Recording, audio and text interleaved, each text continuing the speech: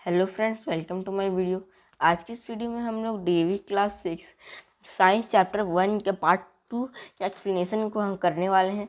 मैंने एक्सप्लेनेशन का पार्ट 1 पहले ही बना दिया, जिसमें मैंने बायोटिक कंपोनेंट्स को कवर किया है। इस वीडियो में हम लोग एक बायोटिक इन्वायरमेंट को कवर करने वाले हैं, तो वीडियो को लास्ट तक देखिएगा, स्किप मत कीजिएगा। और अगर अभी तक आपने बायोटिक कंपोनेंट वाला वीडियो नहीं देखा है तो मैं डिस्क्रिप्शन में लिंक दे दे रहा हूँ। अब वहाँ से चाहो तो बायोटिक कंपोनेंट वाला वीडियो का लिंक है, वहाँ से आप देख सकते हो, या फिर आप चाहो मेरे चैनल के प्लेलिस्ट में जाकर देख सकते हो, या फिर एक और ऑप्शन है कि आप सर्च करो DAV class 6 science chapter 1 by Adarsh 999। उसमें आपको मेरे पार्ट 1 और पार्ट 2 दोनों ही वीडियोस मिल जाएंगी। उसमें से आपको जो मन सो आप देख सकते हो। So let's begin. तो सब यहाँ पर जो सेक्शन है, सेक्शन का नाम है abiotic components. Abiotic components include physical conditions and non living material that affect the growth, maintenance and reproduction of living components and can interact with each other। यानी कि जो एबायोटिक कंपोनेंट्स होते हैं कुछ ऐसे फिजिकल कंडीशन और non living materials को include करते हैं अपने अंदर, जो कि लिविंग कंपोनेंट्स के ग्रोथ, मेंटेनेंस और रिप्रोडक्शन को किसी तरह इफेक्ट करते हैं। और मैटर ये नहीं है बैडली इफेक्ट करते हैं, राइटली सही तरीके से इफेक्ट करते हैं। और फिर ये जो बायोटिक और फिर ये सब एक दूसरे के साथ इंटरेक्ट भी कर सकते हैं। Water, air, light, temperature, soil and rocks etc are the example of non living and abiotic components. यानी water, air, light, temperature, soil, rocks और भी ऐसे कई चीज़ एबायोटिक कंपोनेंट्स की एग्जाम्पल्स हैं। These non-living components form the physical or abiotic environment in nature। ये सारे non-living components abiotic environment या physical environment nature में form करते हैं। Let us study about them in detail।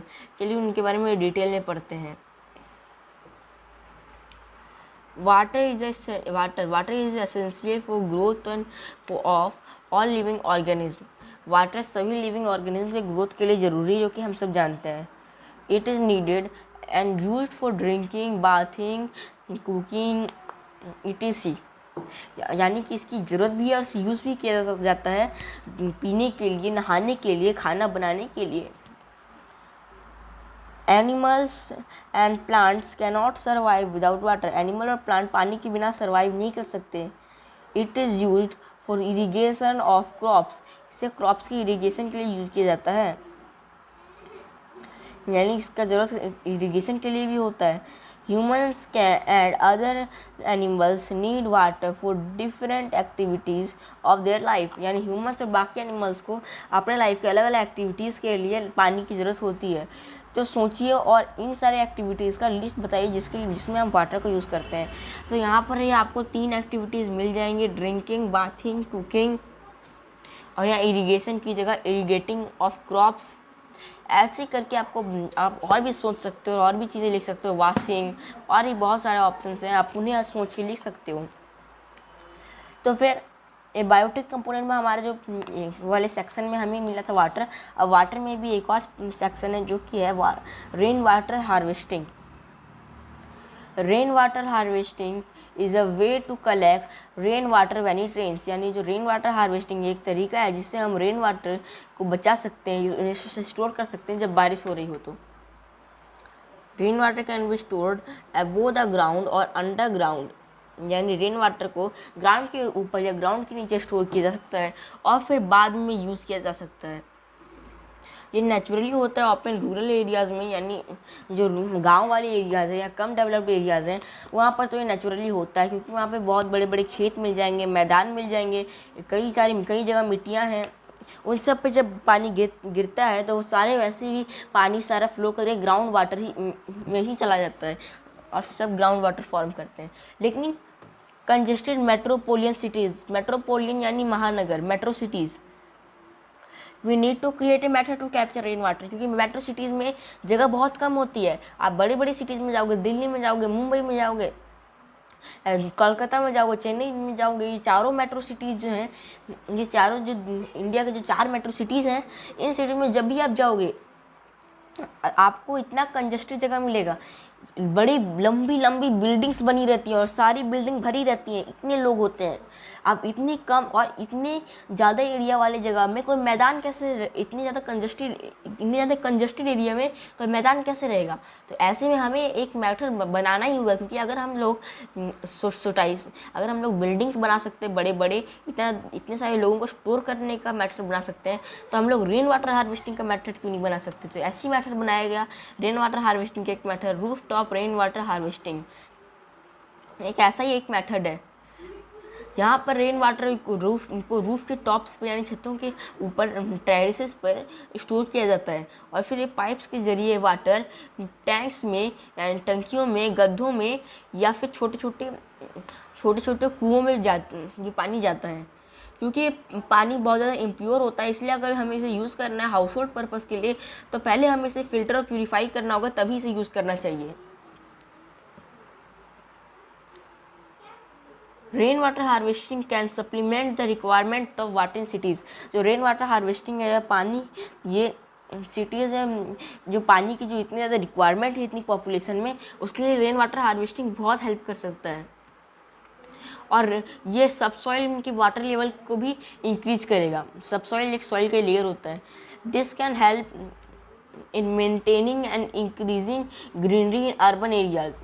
यानी रूरल एरियाज में तो ग्रीनरी है ही, लेकिन ये जो तरीका है ये अर्बन एरियाज में भी ग्रीनरी फैलाने का एक आसान तरीका बन सकता है। If rain water is not collected, it flows down to the river situated far away through the drains and is thus not available for immediate use। यानी कि जो रेन वाटर होता है अगर उसे कलेक्ट नहीं किया जाए तो फिर वह दूर सिचुएटेड रिवर्स में जाके, यानी दूर जो नदियाँ हैं उनमें चली जाएंगी ड्रेन्स के जरिए, और फिर हम उसे तुरंत यूज़ नहीं कर पाएंगे, उससे बहुत ज़्यादा लंबा प्रोसेस होगा, उसके बाद ही हम उसे यूज़ कर पाएंगे।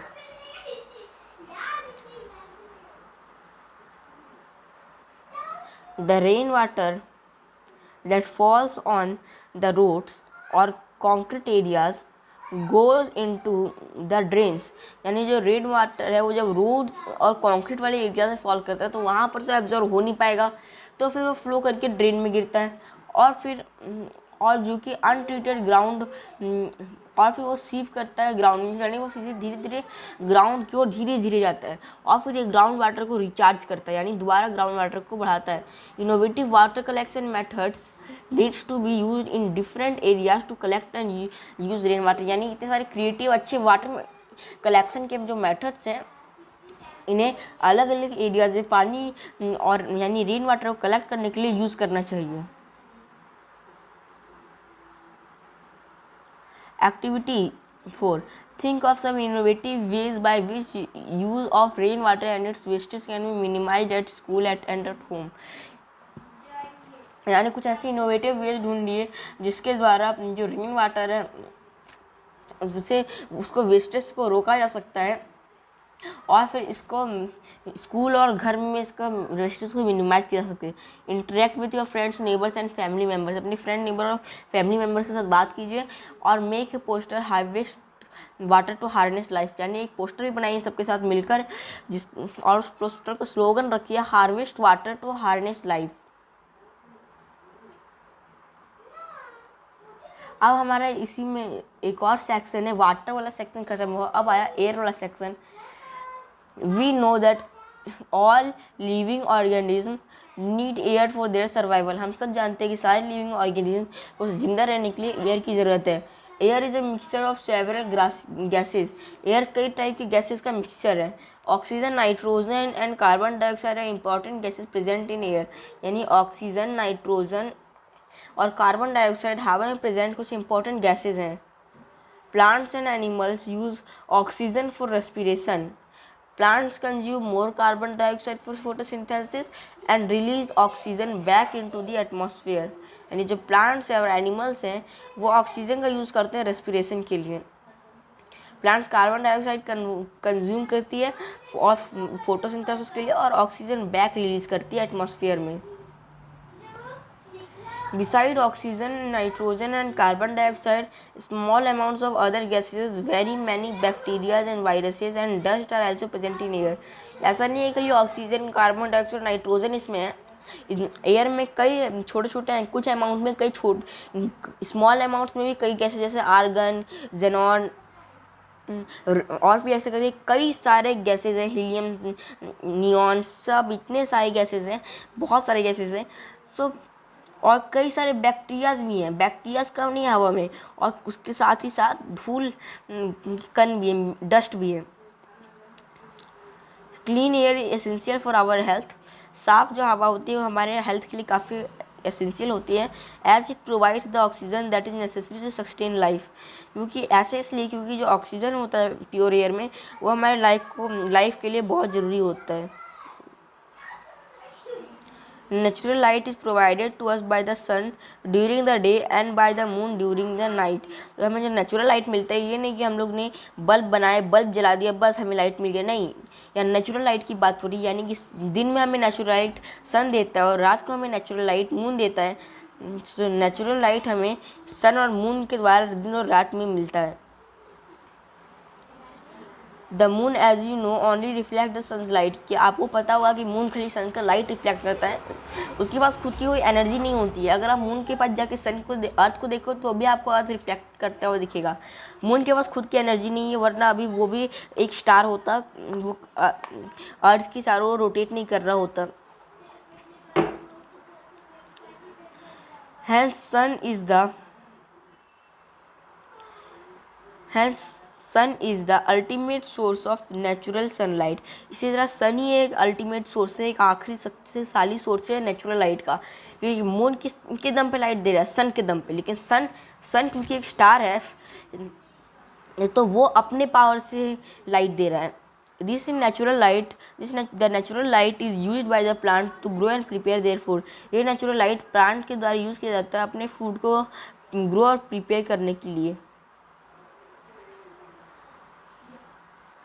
Life on earth is dependent on sunlight, जो अर्थ पे जो लाइफ हो सनलाइट पे डिपेंडेंट है।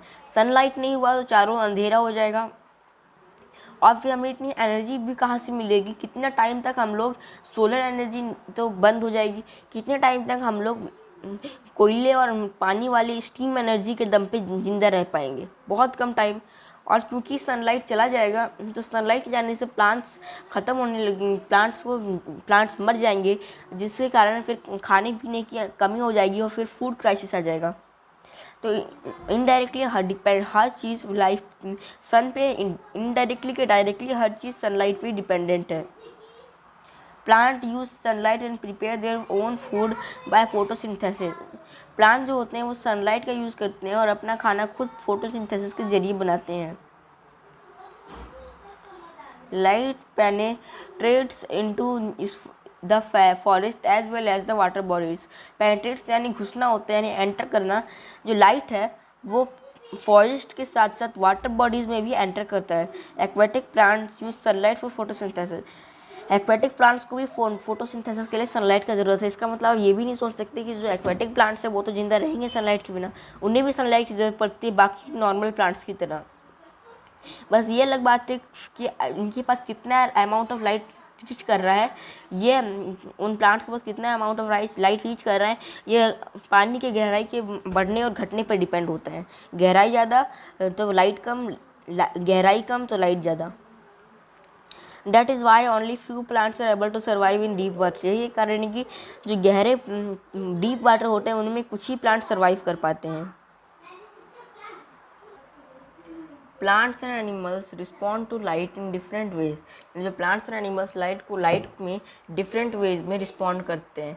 Have you seen a plant called morning glory?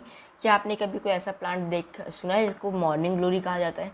Morning glory का साइंटिफिक नेम इपोमोइया है। ये फ्लावर है, ये सनराइज के टाइम पे इसका फ्लावर खुलता है, यानी प्लांट का फ्लावर होता है सनराइज पे खुलता है, सनसेट होने पर ये बंद हो जाता है।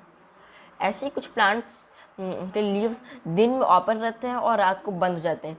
सनफ्लावर, और ऐसे ही एक और प्लांट है सनफ्लावर जो कि सन को फेस करता है, मॉर्निंग में ईस्ट फेस करता है और इवनिंग में ये वेस्ट की ओर टर्न कर जाता है। Animals variations in their behaviours with the amount of light available to them, यानी जितने अमाउंट ऑफ लाइट एनिमल्स को अवेलेबल होता है, जितना लाइट एनिमल्स को मिलता है, उसके बेस पे वो अपने बिहेवियर्स में वेरिएशंस दिखाते हैं, यानी अलग अलग तरह के बिहेवियर्स दिखाते हैं। दिन में उनका कोई और बिहेवियर किसी और टाइप से रिएक्ट करते हैं और रात को कुछ और। ज़्यादातर जो एनिमल्स होते हैं वो दिन में एक्टिव रहते हैं जब यहाँ सनलाइट हो, लेकिन कुछ एनिमल जैसे चूहे, कॉकरोच और उल्लू, ये सारे रात को एक्टिव होते हैं। और एक फैक्ट की बात बताऊं, वो बात ये है कि हमारा बॉडी रात में दिन के कंपैरिजन से ज़्यादा एक्टिव होता है। यानी अगर आप कोई गेम रात को खेल रहे हो, कोई गेम दिन को खेल रहे हो, तो यहाँ पे नाइट और डे, तो जो गेम आप नाइट में खेल रहे हो उसमें उस वक्त आपको खेलने में काफ़ी अच्छा लगेगा, क्योंकि उस वक्त आप अच्छे से खेल पाओगे। नेक्स्ट जो पॉइंट है वो है temperature. The temperature at a place is indicative of degree and hotness और कोल्डनेस ऑफ दैट प्लेस, यानी एक जगह का टेम्परेचर उस जगह के हॉटनेस या कोल्डनेस की डिग्री को दिखाता है। It can be measured by device called thermometer. ये थर्मामीटर नाम की डिवाइस से मेजर किया जा सकता है। The degree of hotness varies from place to place. Hotness की जो डिग्री होती है वो जगह जगह पे अलग अलग होती है। ऐसा नहीं है सब जगह सेम डिग्रीज होंगी। जैसे अंटार्कटिका और सहारा डिजर्ट, दोनों में बहुत ज़्यादा वेरिएशंस हैं टेम्परेचर में। Temperature affects activities of living organism, यानी जो टेम्परेचर है वो लिविंग ऑर्गेनिज्म की एक्टिविटीज़ को इफेक्ट करता है। It is important factor that determines the distribution of plants and animals on the earth. Each organism has its own tolerance range for temperature, यानी जो टेम्परेचर है वो किसी जगह के प्लांट्स और एनिमल्स के टाइप्स, अर्थ पे किसी भी जगह के प्लांट्स और एनिमल्स के टाइप को बहुत ज़्यादा इफेक्ट करता है टेम्परेचर। हर ऑर्गेनिज्म के पास खुद का एक टॉलरेंस पावर होता है उस पार्टिकुलर टेम्परेचर के लिए। फॉर एग्जांपल, यहाँ पर आप कैमल को ले लोगे और यहाँ पर आप पोलर बियर को ले लोगे, दोनों में बहुत डिफरेंस है। अगर आप पोलर बियर को डेजर्ट में ले आओगे और जो कैमल है उसको अंटार्कटिका में ले जाओगे तो क्या होगा, ना आर्टिक में ले जाओगे तो क्या होगा, दोनों अल्टीमेटली दोनों ही मर जाएंगे। क्यों? क्योंकि दोनों का ही अलग टॉलरेंस पावर है। पोलर बियर के पास जो टॉलरेंस पावर है वो है कोल्ड टॉलरेट करने का, लेकिन जो कैमल के पास टॉलरेंस पावर है वो है हीट टॉलरेट करने का। तो ऐसे ही इसलिए हर ऑर्गेनिज्म के पास खुद का टॉलरेंस रेंज होता है और इसी कारण डिटरमाइन होता है कि कौन सा एनिमल प्लांट अर्थ पे किस जगह पर है। What plant and animal grow in the warm places, but some need a cold climate। ज़्यादातर जो एनिमल्स होते हैं वो वार्म जगह यानी गर्म जगहों पे जन्म लेते हैं, लेकिन फिर भी उन्हें कोल्ड क्लाइमेट की ज़रूरत होती है। Cow can tolerate the hot weather better than buffaloes, यानी जितना ज़्यादा वेदर मतलब जितना ज़्यादा गर्मी काउ टॉलरेट कर सकती है उससे कम गर्मी बफलोज टॉलरेट कर पाती हैं। We often see buffaloes cooling themselves in the pond during summers, यानी कि हम ज़्यादातर देखते हैं कि बफलोज को काउ से इतनी ज़्यादा गर्मी लगती है, काउ से भी ज़्यादा गर्मी लगती है। ये बात हमें इस बात से पता चलता है कि हमेशा ज़्यादातर गर्मियों में पॉन्ड्स में यानी तालाबों में रहती हैं। This is because buffaloes are black in color and do not have efficient sweat glands। इसका क्या कारण है? तो दो कारण है। पहला कि बफलो का जो कलर होता है वो ब्लैक होता है, और बफलो का जो कलर होता है वो होता है ब्लैक, और ब्लैक कलर बफलोज टॉलरेट नहीं कर पाती हैं। जो ब्लैक कलर होता है ये ज़्यादा से ज़्यादा अमाउंट ऑफ हीट को कंज्यूम करता है, तो जितना हीट ये लाइट को जितना ज़्यादा एब्जॉर्ब करेगा उतना ही गर्म होगा।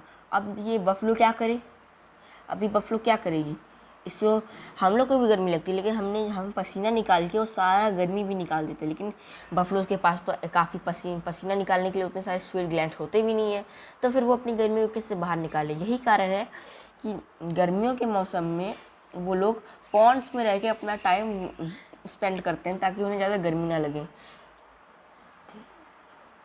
यही कारण है कि उन्हें ज़्यादा गर्मी लगती है और वो पानी में ही हमेशा रहते हैं, और कई बार तो कीचड़ में भी रहते हैं क्योंकि वो पानी से ज़्यादा ठंडा होता है कुछ कंडीशंस में। ऑन दी अदर हैंड, दूसरे हाथ पे camels can tolerate even extreme heat of the deserts, यानी जो कैमल्स हैं वो डेजर्ट की बहुत ज़्यादा गर्मी को भी टॉलरेट कर सकती हैं। उनके पास स्वेट ग्लैंड्स नहीं होते, ये उनको पानी, उनके बॉडी से पानी की लॉस को कम करने में हेल्प करते हैं, क्योंकि अगर उनके पास स्वेट ग्लैंड्स होते तो अपना ज़्यादातर पानी अपने से बाहर स्वेट ग्लैंड्स के ज़रिए बाहर निकाल देती। लेकिन उनके पास क्योंकि स्वेट ग्लैंड्स नहीं होते, इसलिए वो उनका पानी लॉस से बचता है। देख, वो कई दिनों तक पानी के बिना रह सकती हैं, लेकिन जब पानी पीने जाती हैं तो बहुत पानी पी लेती है, इसे स्टोर कर लेती हैं। Polar bears and penguins are found only in cold regions. जो पोलर बियर्स होते हैं और जो पेंगुइन्स होते हैं वो बस ठंडे मौसम में पाए जाते हैं। Tigers and elephants are found in warm regions, यानी टाइगर्स और एलिफेंट्स होते हैं वो गर्मियों वाली जगहों पे पाए जाते हैं, पोलर बियर्स और पेंगुइन्स ठंडी वाली जगहों पे। यहाँ देख पा रहे होगे cold region animals, polar bear, penguins, warm region animals, tiger, elephant. अब हमारा जो नेक्स्ट एंड लास्ट कंपोनेंट है एबायोटिक इन्वायरमेंट का, वो है soil. Soil is another important part, another important abiotic factor of our environment. जो सॉइल है वो एबायोटिक इन्वायरमेंट का एक दूसरा बहुत ज़्यादा इम्पॉर्टेंट फैक्टर है। Most of the plant can not grow without soil. ज़्यादातर जो प्लांट्स होते हैं वो सॉइल के बिना जिंदा नहीं रह सकते हैं। Soil provides water and minerals to the plant which are important for their growth, यानी सॉइल प्लांट्स को वाटर एंड मिनरल प्रोवाइड करती है जो उनके ग्रोथ के लिए बहुत इंपॉर्टेंट होता है। It provides a home to organism that live in the soil. जो सॉइल है ये उन ऑर्गेनिज्म के लिए घर भी प्रोवाइड करती है, अगर सॉइल नहीं होता कई ऑर्गेनिज्म रह नहीं पाते, क्योंकि कई ऑर्गेनिज्म ऐसे होते हैं जो सिर्फ सॉइल में ही रहते हैं। वैसे यानी ऑर्गेनिज्म को सॉइल घर प्रोवाइड करता है। तो हमारा जो अगला टॉपिक है वो है इंटरैक्शन इन द इन्वायरमेंट। हमने एबायोटिक इन्वायरमेंट वाला सेक्शन भी कंप्लीट कर लिया और बायोटिक वाला भी कंप्लीट कर लिया। ये है interaction in the environment.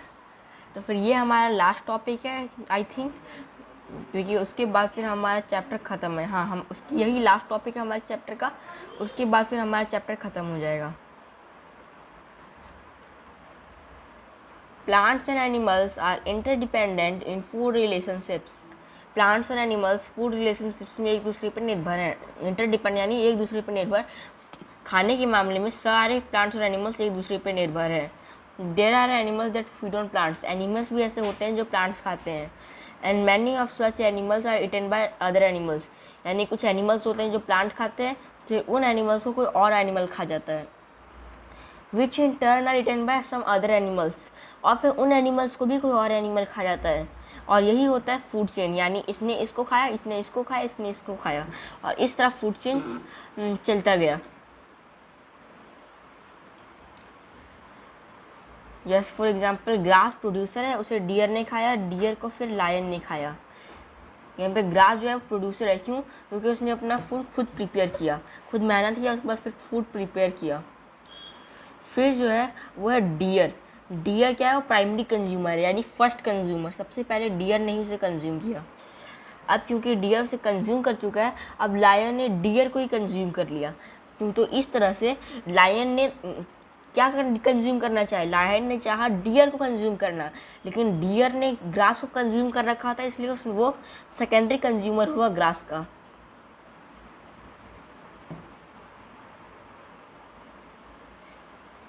It is an example of terrestrial food chain, यानी कि इसमें ये बताया गया है ये टेरेस्ट्रियल फूड चेन का एग्जाम्पल। टेरेस्ट्रियल फूड चेन यानी ज़मीन पे जो फूड चेन एग्जिस्ट करता है उसे टेरेस्ट्रियल फूड चेन कहते हैं। When such a chain exists between aquatic plants and animals, it makes up an aquatic food chain। तो ऐसा एक चेन जब aquatic plants और animals के बीच होता है तब ये एक aquatic food chain बनाता है, क्योंकि वो सब ज़मीन पर नहीं हो रहा होता, इसलिए टेरेस्ट्रियल नहीं, aquatic।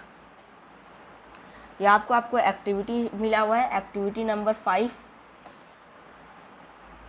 For each of the 3 cases A, B and C, use the words in given below to make the food chain the nature of these food chains।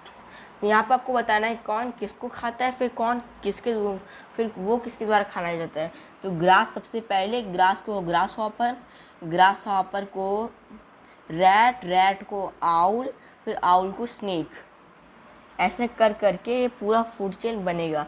यानी यहाँ पर ग्रास, और यहाँ पर ग्रास हॉपर, फिर यहाँ पर रैट, फिर यहाँ पर आउल, फिर यहाँ पर स्नेक।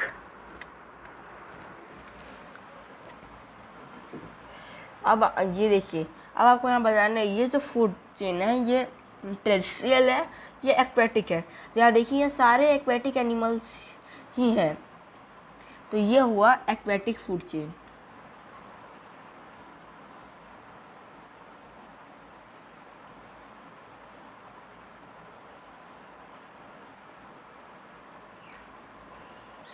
तो फिर अब अगला शार्क, फिश, सी, ईगल। तो ये एक्वेटिक और टेरेस्ट्रियल दोनों ही फूड चेन है आई थिंक। अब हमारा जो अगला टॉपिक है वो है mineral cycle. There is a relationship between biotic and abiotic components of our environment. यानी हमारे इन्वायरमेंट के बायोटिक और एबायोटिक कंपोनेंट्स के बीच एक रिलेशनशिप है, जो कि हमने पढ़ा था। The abiotic substance supply nutrients to the producers. यानी जो एबायोटिक कंपोनेंट्स हैं वो प्रोड्यूसर्स को न्यूट्रिएंट्स प्रोवाइड करते हैं। The producers prepare food for the consumers. फिर जो प्रोड्यूसर्स हैं वो कंज्यूमर्स के लिए फूड प्रिपेयर करते हैं। Both producers and consumers after their death are broken into simpler substances by decomposers। अब प्रोड्यूसर हो या कंज्यूमर हो, दोनों जब मर जाते हैं तब उन्हें डिकम्पोजर्स सिंपलर सब्सटेंसेस में कन्वर्ट कर देते हैं। The nutrients return to the soil, air and water. फिर जो न्यूट्रिएंट्स है वो वापस सॉइल, एयर और वाटर में चला जाता है। These nutrients are again used by the producers. फिर यही न्यूट्रिएंट्स प्रोड्यूसर्स के द्वारा दोबारा यूज़ किया जाता है। The whole cycle is thus repeatedly continuously। तो ये जो साइकिल है ये लगातार बिना रुके चलता रहता है। This cycling of minerals to abiotic and biotic components is called mineral cycle। यानी ये मिनरल साइकिल क्या है, यानी मतलब बायोटिक और एबायोटिक मटेरियल्स का ये जो साइकिल चलता रहता है उसे ही कहते हैं मिनरल साइकिल। यहाँ पे हम देख पाओगे डेड प्लांट्स एंड एनिमल्स, इन्हें डिकम्पोजर्स डेड प्लांट्स और एनिमल्स का क्या होता है, ये इन्हें खा जाते हैं डिकम्पोजर्स, मतलब उन्हें कन्वर्ट करते हैं सिंपलर सब्सटेंसेस में। फिर डिकम्पोजर्स के द्वारा क्या होता है, ये जो है ये डिकम्पोजर्स इनको मिनरल्स में कन्वर्ट कर देते हैं। फिर मिनरल्स क्या होता है, सॉइल में मिक्स होता है, और उसके बाद फिर सॉइल से ग्रीन प्लांट्स बनते हैं। सॉइल्स में ग्रीन प्लांट्स उगते हैं। अब सॉइल से एनिमल्स और प्लांट, एनिमल्स भी सॉइल से ग्रीन प्लांट्स उगे, उसे खा के एनिमल जिंदा रहे, और फिर आगे जाके ग्रीन प्लांट्स मर गए। फिर से वही साइकिल चला। तो हम लोग को ये साइकिल देख लिया, अब हमें एनिमल साइकिल देखना है। ग्रीन प्लांट्स को जब एनिमल खा जाते हैं तो फिर दो चीज़ें होती हैं। पहला एनिमल ड्रॉपिंग्स, फिर वो डिकम्पोजर्स में कन्वर्ट होते हैं, फिर मिनरल्स में, और फिर डेड प्लांट्स एंड एनिमल्स, फिर वो भी डिकम्पोजर्स के पास जाते हैं, फिर मिनरल्स बन जाते हैं। यानी कि डिकम्पोजर्स अल्टीमेटली सभी चीज़ों को मिनरल्स में कन्वर्ट कर देता है, और फिर सारे सॉइल के ज़रिए ग्रीन प्लांट्स के पास जाते हैं। यानी कि सभी को एक दूसरे की ज़रूरत है।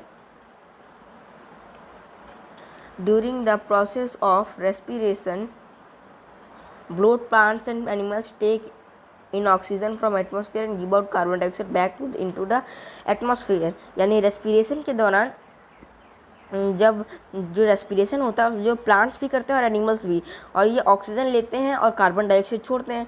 अब आप लोग सोचे होंगे ऐसा कैसे, हमने तो पढ़ाई कि वो लोग कार्बन डाइऑक्साइड लेते हैं और ऑक्सीजन छोड़ते हैं, लेकिन यहाँ पर तो उल्टा लिखा है। तो ऐसा इसलिए क्योंकि ये फोटोसिंथेसिस नहीं, रेस्पिरेशन के बारे में बताया जाता है। जब सनलाइट नहीं होता तब प्लांट्स रेस्पिरेशन ही करते हैं जिंदा रहने के लिए। Carbon dioxide also gets added into the atmosphere when burning of wood, coal and petrol takes place।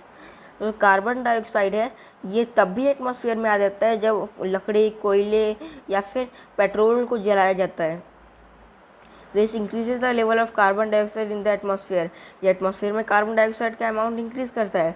The plants use up carbon dioxide and give oxygen the process of photosynthesis. जो plants होते हैं वो carbon dioxide लेते हैं और oxygen छोड़ते हैं photosynthesis के प्रोसेस में।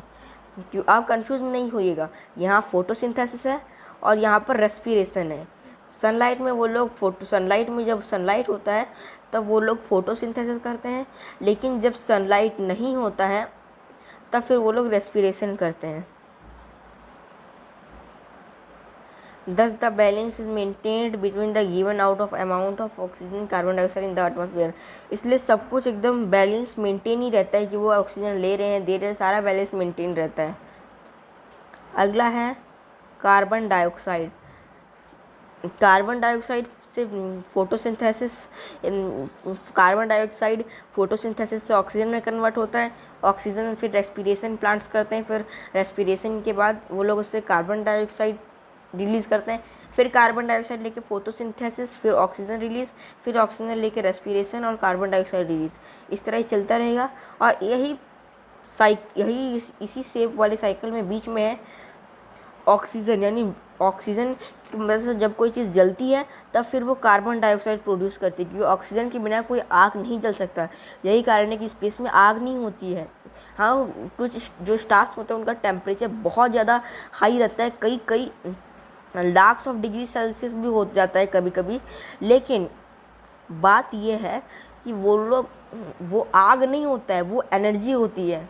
वो फायर नहीं, एनर्जी है, और एनर्जी को ऑक्सीजन की ज़रूरत नहीं होती, वो एनर्जी होती है। इसलिए स्पेस में भी ऑक्सीजन के बिना वो सब नहीं हो सकता आग। We thus realize that in our environment its living and non-living components to keep on reacting with one another। तो हमें भी रियलाइज़ करना चाहिए कि जो हमारा इन्वायरमेंट है इसमें लिविंग और नॉन लिविंग जो कंपोनेंट्स होते हैं वो एक दूसरे के साथ इंटरेक्ट करते हैं। This makes our environment dynamic system. ये हमारे इन्वायरमेंट को एक डायनेमिक सिस्टम बनाता है। अब आज के लिए इतना ही, मिलते हैं अगले चैप्टर वाली वीडियो में। और मैं इसे क्वेश्चन आंसर भी कराने वाला हूँ, इसलिए अगले चैप्टर से पहले क्वेश्चन आंसर करने वाले हैं। इसलिए मेरे चैनल को सब्सक्राइब कर दीजिए, मेरे वीडियो को लाइक कीजिए और शेयर करना मत भूलिएगा।